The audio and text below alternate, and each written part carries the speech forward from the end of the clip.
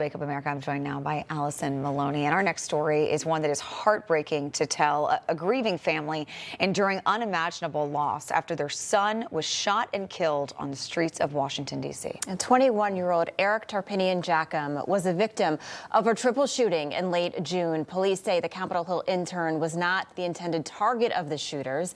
Joining us now for more is Eric's mother, Tamara. Tamara, good morning to you. Charlotte and I are both moms. You know, we sent our kids off to college, and we hope that they're safe. So we can't even imagine what you and your family have and continue to go through. So we just want you to know that we are constantly thinking of you, and thank you for taking the time to share your story. When you first heard about President Trump's announcement about taking action on crime in D.C. and his mention of your son, Eric, what went through your mind? Well, first of all, good morning to you both, and I appreciate being on. I'm doing this for Eric, so he's not forgotten. I want the killers caught, or killer. I said to him, "You didn't die in vain. They're remembering you, Eric.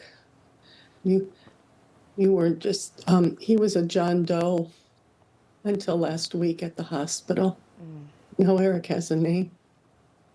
And I didn't know that. I called to see if they gave him the last rites because, of course, we weren't there and we didn't know what happened.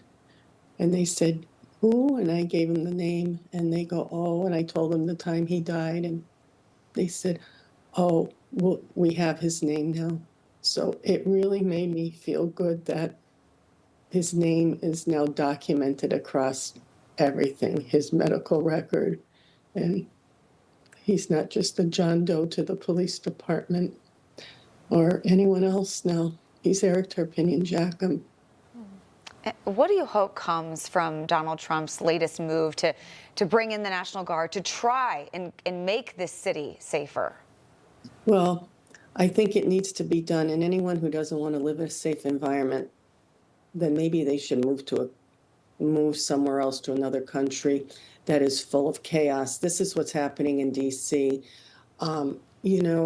I listened to some of the newscast, and a lot of the elders, they want this to happen. They don't feel safe leaving their houses, the elderly people, after 5 o'clock. You know, it's for a month. They're 800 police officers short. This will give the others time to work on cases, detectives on homicides, go out into the field. This will help the police officers do their job.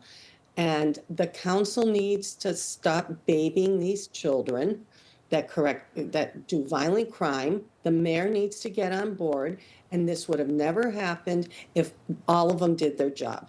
Good point. Yeah, you have such a good point, and hopefully more lives will be saved because of this. Tamara, I actually live about 20 minutes from you and your family in Massachusetts, and I know that people in our community have been talking about your son. I know that he was an avid fisherman. He liked to go to Rhode Island and fish. That was his passion.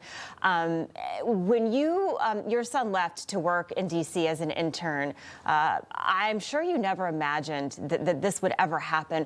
What would you like people to know about your son? I would like them to know that he was a country boy brought up in the rural area of Massachusetts. He loved the woods. He loved fishing. He loved hiking. He loved his German short hair pointer. He loved people. He loved to take pictures of nature.